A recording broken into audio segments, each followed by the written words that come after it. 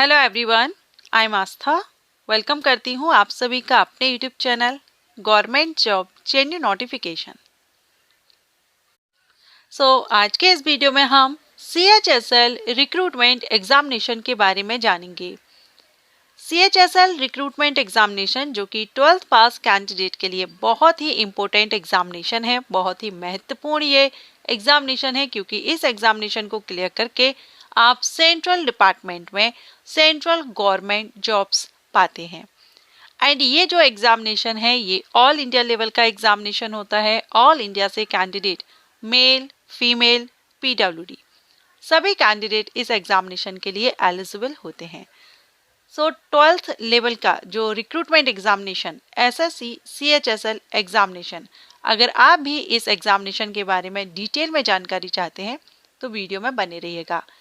New rules या जो नए बदलाव हैं उन सब को आज के इस वीडियो में हम कवर करेंगे। और 2025 में अब आपको CHSL एग्जामिनेशन का नोटिफिकेशन किस मंथ में किस डेट को रिलीज किया जाना है, एग्जाम डेट क्या रहेगी, ये जानकारी भी मैं आपको देने वाली हूँ। वीडियो में बने रहिएगा CHSL एग्जामिनेशन के बारे में डिटेल इंफॉर्मेशन के लिए। चलिए स्टार्ट करते हैं। वैसे तो SSC CHSL एग्जामिनेशन के बारे में आप सभी अच्छे से जानते हैं, लेकिन जो कैंडिडेट नहीं जानते हैं उनको मैं बताना चाहूँगी। SSC का फुल फॉर्म होता है staff selection commission and CHSL का फुल फॉर्म होता है combined higher secondary level examination. SSC एक ऑर्गेनाइजेशन है जो सेंट्रल लेवल पर भर्ती के लिए, सेंट्रल डिपार्टमेंट्स में भर्ती के लिए रिक्रूटमेंट एग्जामिनेशंस कंडक्ट कराती है। SSC के द्वारा बहुत से अलग अलग एग्जामिनेशन कंडक्ट कराए जाते हैं, जिसमें से एक एग्जामिनेशन SSC CHSL भी होता है। CHSL ये हायर सेकेंडरी लेवल एग्जामिनेशन है, नाम से ही पता चल रहा है। ये जो एग्जामिनेशन है ये मिनिमम 12th पास कैंडिडेट के लिए होता है। फिर अगर आप ग्रेजुएट कैंडिडेट हैं और 12th लेवल की पोस्ट पर आप जॉब लेना चाहते हैं तो आप भी इस एग्जामिनेशन को दे सकते हैं। कम से कम आपका 12th पास होना जरूरी है SSC CHSL एग्जामिनेशन के लिए। इस एग्जामिनेशन के द्वारा जो पोस्ट जिन पर भर्ती की जाती है ये ग्रुप C की पोस्ट होती हैं। ग्रुप C के अंतर्गत वैसे तो बहुत सी पोस्ट आती हैं, लेकिन CHSL के द्वारा जिन पोस्ट पर भर्ती की जाती है उन पोस्ट के बारे में हम जानेंगे। तो इसमें सबसे पहली पोस्ट है लोअर डिवीजन क्लर्क, या हम जूनियर सेक्रेटेरिएट असिस्टेंट भी कह सकते हैं। LDC, JSA and data entry operator. Data entry operator में लेवल 4 एंड लेवल 5 ये दो अलग अलग लेवल की पोस्ट होती हैं डाटा एंट्री ऑपरेटर की। अब पहले जो SSC CHSL एग्जामिनेशन है इसके द्वारा डाक विभाग में PA एंड SA की पोस्ट पर भी भर्ती की जाती थी, लेकिन अब PA एंड SA की जो पोस्ट है वो CGL combined graduate level examination में इंक्लूड कर दी गई है, क्योंकि postal assistant and sorting assistant post के लिए मिनिमम क्वालिफिकेशन ग्रेजुएशन कर दी गई है। इसलिए इस पोस्ट को SSC CHSL से हटा करके SSC CGL में इंक्लूड कर दिया गया है। तो अब यहाँ पर डाक विभाग में जो PA SA की पोस्ट है वो SSC CHSL के द्वारा फिल नहीं की जाती है। तो यहाँ पर जो आप स्क्रीन पर देख रहे हैं ये 3 पोस्ट हैं जिनके द्वारा SSC CGL के द्वारा एग्जामिनेशन के द्वारा इन पोस्ट पर भर्ती की जाती है। और ये जो पोस्ट हैं ये सेंट्रल गवर्नमेंट के जो सेंट्रल वेरियस डिपार्टमेंट हैं उनमें इन पोस्ट पर भर्ती की जाती है। तो अगर आप भी lower division clerk, data entry operator या जूनियर सेक्रेटेरिएट असिस्टेंट बनना चाहते हैं सेंट्रल गवर्नमेंट के किसी भी डिपार्टमेंट में, देन आप SSC CHSL एग्जामिनेशन दे सकते हैं। नेक्स्ट अब हम जानेंगे एलिजिबिलिटी क्राइटेरिया के बारे में। तो वैसे हमने क्वालिफिकेशन देखी 12th पास, लेकिन हम इसमें परसेंटेज वगैरह भी देखेंगे, क्या परसेंटेज मैटर करती है या नहीं करती है।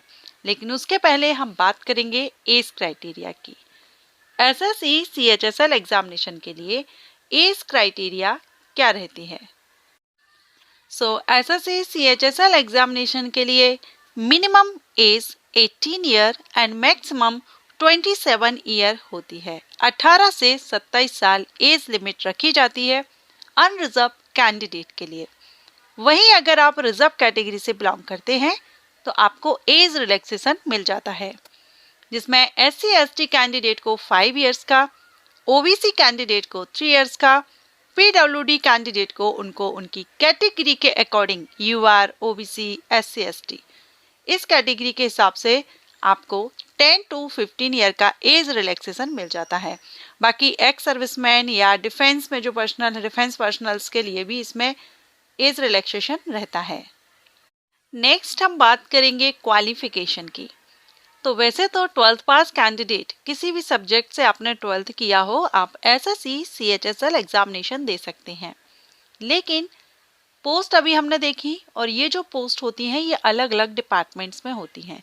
तो कुछ डिपार्टमेंट हैं जिसमें जो डिसिप्लिन रखा गया है, सब्जेक्ट रखे गए हैं 12th स्टैंडर्ड में, वो इसमें साइंस स्ट्रीम से यानी मैथमेटिक्स सब्जेक्ट आपका कंपलसरी है 12th में।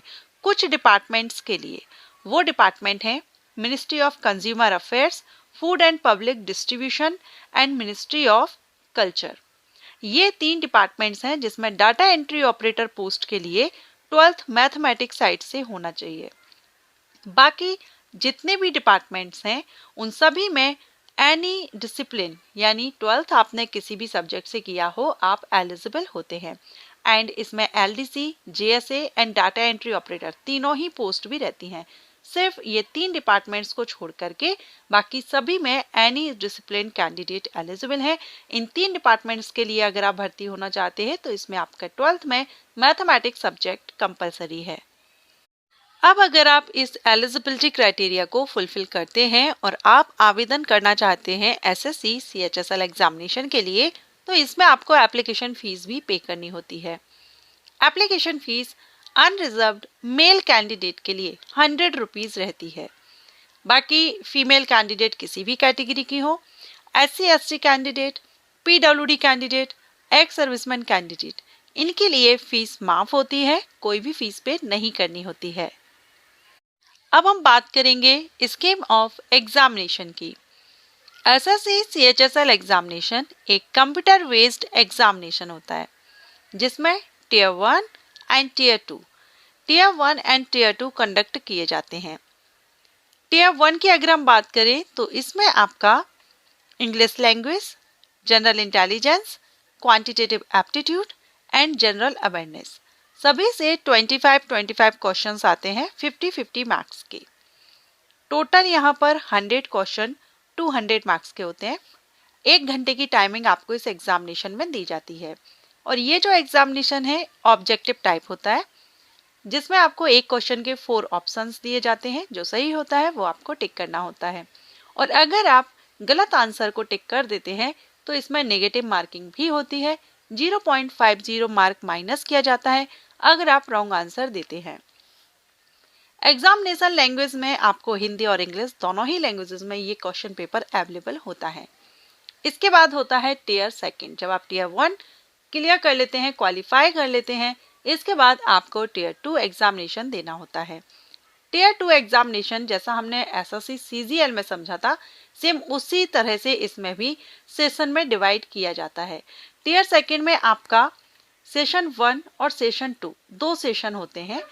सेशन 1 आपका अगेन सेक्शन 1, 2 एंड 3 सेक्शन में डिवाइड होता है, जिसमें सेक्शन 1 में फिर मॉड्यूल 1 और मॉड्यूल 2 होता है जिसमें mathematical and reasoning, general intelligence से क्वेश्चन आते हैं, 60 क्वेश्चन टोटल। सेक्शन 2 में मॉड्यूल 1 जो इंग्लिश लैंग्वेज रहता है और मॉड्यूल 2 में जनरल अवेयरनेस रहता है। टोटल 60 क्वेश्चंस रहते हैं इस सेक्शन से। थर्ड सेक्शन में 15 मार्क्स का रहता है, 15 नंबर क्वेश्चंस रहते हैं 45 मार्क्स के। 15 मिनट का समय इसमें दिया जाता है। हर एक सेक्शन में आपको लिमिटेड टाइम दिया जाता है, उसी टाइम में आपको आपका जो सेक्शन है वो कंप्लीट करना होता है। अगर आप सोचेंगे पहले मैं सेकंड कर लेता हूँ बाद में फर्स्ट करूंगा, तो ऐसा नहीं होता है। जितना टाइम आपका फर्स्ट सेक्शन के लिए दिया गया है उतने टाइम के बाद ऑटोमेटिक आपकी स्क्रीन पर सेक्शन 1 क्लोज हो जाएगा और सेक्शन 2 ओपन हो जाएगा। इसलिए आप ये गलती ना करें कि पहले आप सेकंड करेंगे फर्स्ट करेंगे, ऐसा नहीं होगा।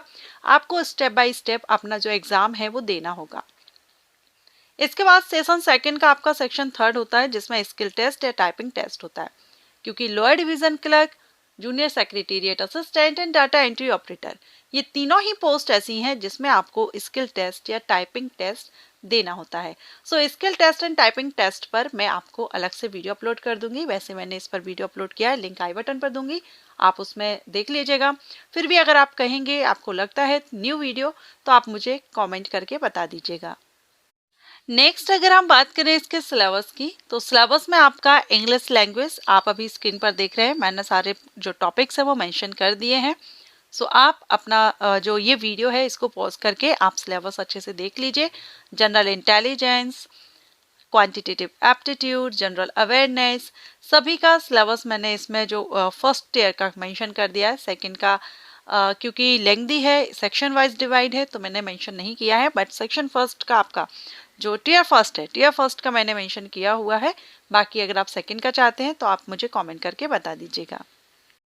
अब बात आती है कि आपने एसएससी सीएचएसएल एग्जामिनेशन के लिए आवेदन कर दिया है और आपका अगर सिलेक्शन होता है या आप एग्जाम दे लेते हैं, तब ये जो पोस्ट है, 3 पोस्ट अभी हमने देखी, तो ये किस तरह से डिवाइड होती है या आपको कैसे पता चलेगा कि आपको कौन सी पोस्ट मिली है। तो इसमें आपको पोस्ट प्रेफरेंस देना होता है। और ये जो पोस्ट प्रेफरेंस है ये आपको कब देना होता है, तो जब फाइनल रिजल्ट डिक्लेयर किया जाता है तब उसके पहले स्टाफ सिलेक्शन कमीशन की ऑफिशियल वेबसाइट पर एक फॉर्म रहता है जो ऑनलाइन आपको फिल करना होता है, जिसमें आप प्रेफरेंस फिल करते हैं। सो ये फाइनल रिजल्ट के पहले आपको आपका प्रेफरेंस देना होता है। जब आप इसमें आवेदन करेंगे तो रिजल्ट के पहले आप इसकी वेबसाइट पर अपडेट रहा करिए, उसमें प्रेफरेंस के लिए आपको अपडेट आता है, फॉर्म आता है जिसमें आपको प्रेफरेंस फिल करना होता है department wise. So I hope आपको ये इंफॉर्मेशन अच्छी लगी हो, पसंद आई हो। एसएससी सीएचएसएल एग्जामिनेशन के बारे में मैंने आपको सारी जानकारी देने की कोशिश की है और इजी वे में आपको समझाने की कोशिश की है ताकि आपको सारे पॉइंट्स क्लियर हो जाए एसएससी सीएचएसएल एग्जामिनेशन के बारे में। हम लोग एक पॉइंट यहाँ पर मिस किए हैं, उसको भी चलिए कवर कर लेते हैं। सैलरी, एसएससी सीएचएसएल में हमने 3 पोस्ट देखी, तीनों पोस्ट के लिए सैलरी देखेंगे। सबसे पहले लोअर डिवीजन क्लर्क या जूनियर सेक्रेटेरिएट असिस्टेंट, इसके लिए जो सैलरी है वो लेवल 2 से रहती है 19,900 से 63,200। Next data entry operator, data entry operator 2 अलग अलग लेवल पर होती है, मैंने आपको पहले ही बताया था, लेवल 4 एंड लेवल 5। लेवल 4 की जो सैलरी है वो 25,500 से 81,100। लेवल 5 की जो सैलरी है वो 29,200 से 92,300। और ये आपका बेसिक पे रहता है, इसमें अलाउंसेस वगैरह ऐड होते हैं, तो ये आपकी इन हैंड सैलरी नहीं है। Next data entry operator grade A के नाम से भी एक पोस्ट होती है जिसमें आपको लेवल 4 से सैलरी मिलती है 25,500 से 81,100। ओके, सो ये हमने सैलरी भूल गए थे, मिस हो गया था। सो अभी हमने लास्ट में इसको कवर कर दिया है।